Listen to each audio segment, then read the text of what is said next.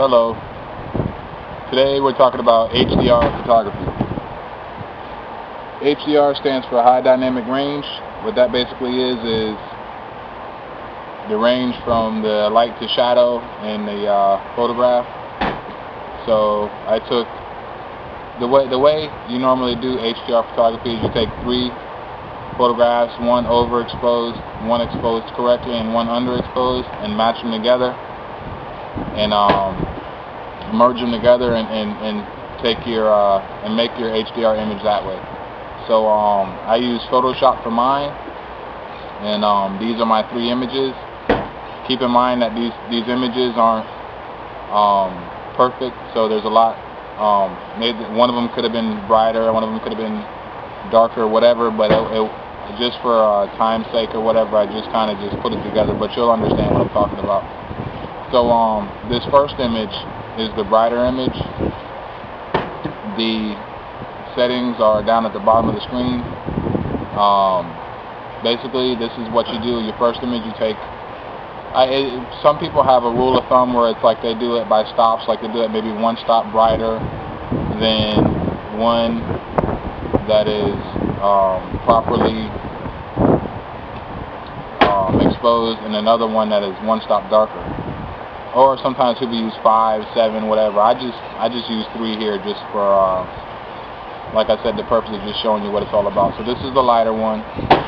This is the one that's supposed to be like sort of in the middle. It's a little bit too dark for my liking, but it's supposed to be in the middle. So that's what you'll notice here. And the settings are also down at the bottom of the screen to let you know what exactly it was shot on and everything else. And this is the darker image. The darker image is obviously darker than the first 2 images because this is my darkest image, so I'm going to merge all 3 of these images together and get this image. Okay, this image is basically what you get after you merge all 3 of them together. Now, I did mine using Merge to HDR Pro in Photoshop, because I do everything in Lightroom. So when I selected the 3 photographs in Lightroom, all I had to do is click on Edit, and then click on Photo, and then go to Edit in, and from there go to Merge to HDR Pro in Photoshop, and then it automatically opens up the image in Photoshop for you to tweak or however before you do your final process. So that's what I did to this one, and you can see how in this image it looks a little more crisp or whatever, I guess you could say.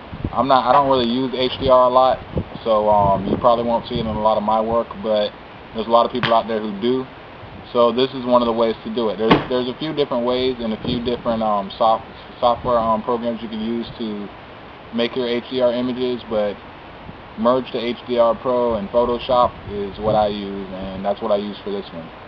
And there's also software programs that you can buy to not, you don't have to merge 3 images. You could just use the 1 image, and it kind of does it that way, but I think it's better to merge the 3. So that's my take. Peace out.